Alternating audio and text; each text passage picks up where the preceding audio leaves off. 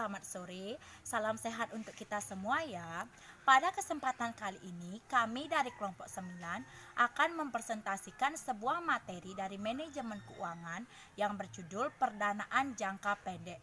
Namun, sebelum kami memulai presentasinya, terlebih dahulu kami akan memperkenalkan diri masing-masing. Perkenalkan, nama saya Komang Widi Widiani, NIM 190111114. Perkenalkan, nama saya Nyoman Puspa Herayani, saya dari kelompok 9.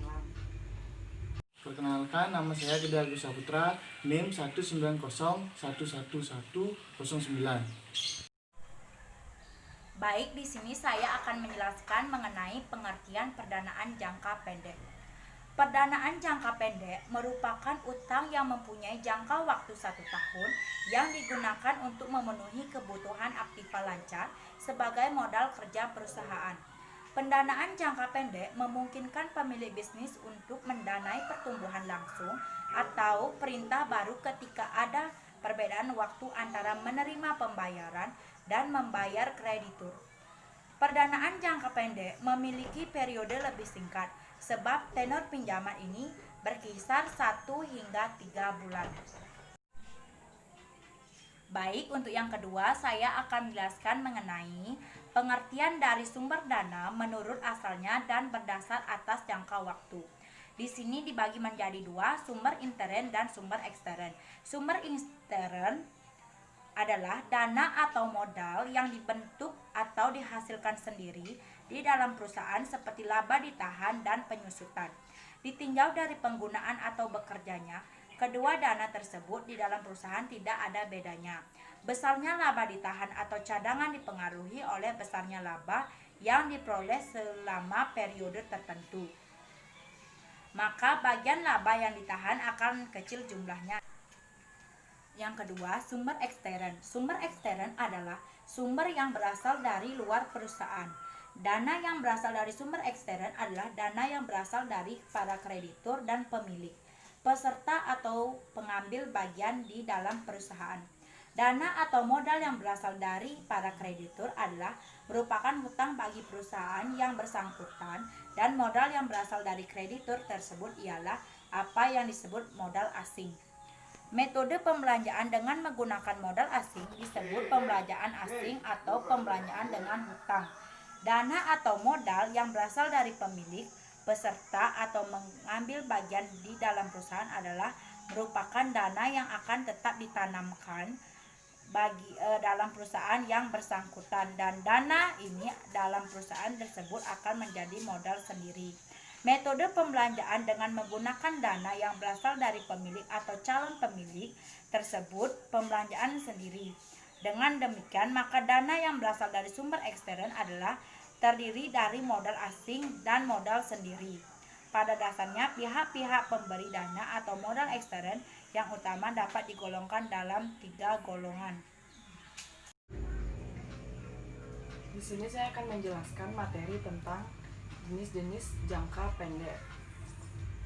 Yang pertama, pendanaan spontan. Pendanaan spontan adalah tipe pendanaan yang bisa menyesuaikan secara otomatis terhadap perubahan yang terjadi pada kegiatan perusahaan. Contohnya adalah utang dagang dan utang pajak.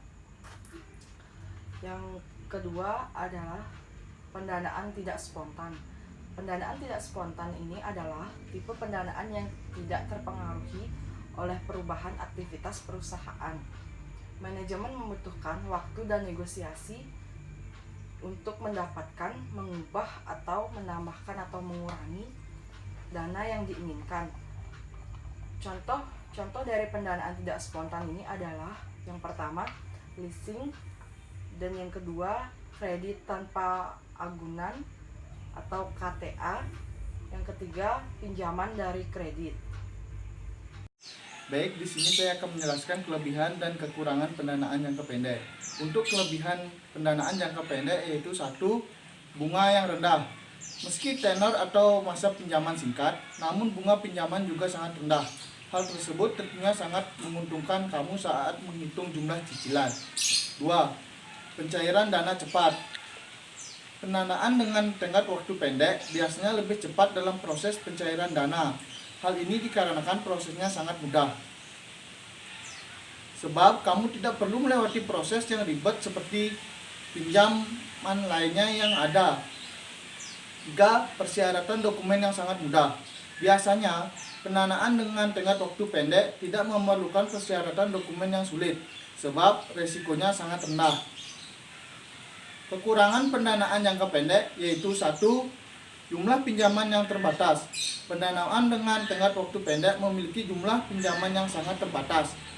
Sebab hal itu bergantung pada kebijakan dari lembaga penyedia pinjaman dan keputusan bersama. 2. Jumlah cicilannya yang tinggi. Jika menggunakan pendanaan dengan tenggat waktu yang pendek, maka kamu harus melunasi pinjaman. Dampaknya cicilan per bulan cukup tinggi. 3. Tidak cocok untuk modal usaha. Jika kamu membutuhkan modal besar secara cepat untuk mengembangkan bisnis, maka jangan mengambil jenis pinjaman yang satu ini. Hal itu dikarenakan kamu bisa merasa terbebani dengan cicilan yang besar. Kemungkinan tidak sebanding dengan jumlah keuntungan di awal bisnis. 4. Biaya administrasi yang tinggi.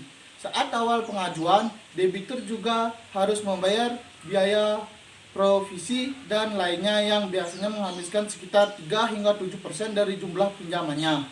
5. Biaya denda keterlambatan yang besar.